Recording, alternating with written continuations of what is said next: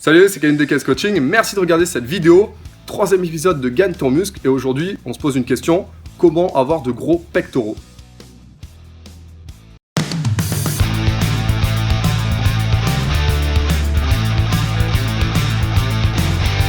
Donc déjà premièrement, pour avoir de gros pectoraux, nous ce qu'on veut c'est avoir des pectoraux quand même qui soient esthétiques, c'est-à-dire c'est pas des pectoraux en forme de goutte d'eau.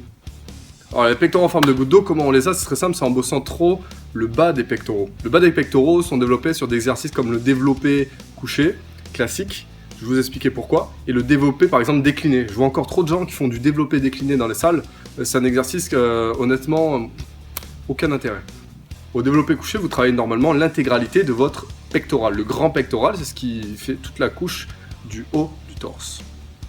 Et en fait, les gens ont tendance... Moi-même, j'ai tendance déjà à cambrer le dos quand je fais cet exercice. Normalement, vous devez avoir le bas du dos plaqué complètement sur le dossier. Mais des fois, pour soulever plus lourd, on cambre un petit peu le dos, ce qui fait que ça devient un petit peu du développé décliné, si vous voyez un peu ce que je veux dire. Et donc du coup, de ce fait, ça va être un peu plus la partie basse, vu que la gravité est perpendiculaire normalement au torse. Donc le torse va plus être perpendiculaire à cette gravité, et donc du coup, vous allez bosser plus le bas des pectoraux. Donc comment compenser ça?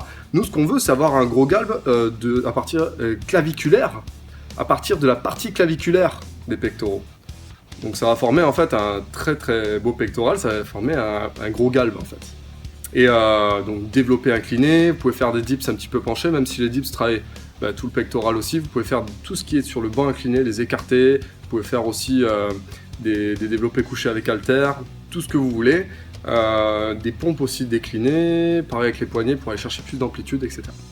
Deuxième chose, il faudra que vous allez chercher l'amplitude maximale au niveau des exercices de pectoraux. Pourquoi? Il y a beaucoup de gens qui s'arrêtent à la moitié du mouvement lors de certains exercices, et donc du coup ils ne travaillent pas en amplitude complète. Si vous voulez développer vos pectoraux, et ça j'insiste, je le dis à tous mes adhérents, allez chercher l'amplitude totale, c'est-à-dire l'étirement total de vos pectoraux. Sur un développé couché à la barre, évidemment vous êtes limité puisque la barre touche le torse, mais par exemple avec haltères, vous pouvez chercher encore plus bas. C'est-à-dire que les haltères vont aller chercher plus vers les aisselles et le coude beaucoup plus vers le bas, ce qui va étirer davantage vos pectoraux, davantage votre cage thoracique. Ce qui fait que vous gagnez plus d'amplitude, vous contractez davantage vos pectoraux, donc vous les développez tout simplement beaucoup plus. Les meilleurs exercices de pectoraux, alors honnêtement dans l'ordre, je ne sais pas si vous êtes d'accord avec moi, mais en tout cas il y a beaucoup de professionnels qui sont d'accord avec moi. Donc en premier ça va être tout ce qui est le développé incliné à la barre, parce que vous soulevez beaucoup de poids et puis vous êtes en incliné, donc vous travaillez complètement tout le pectoral.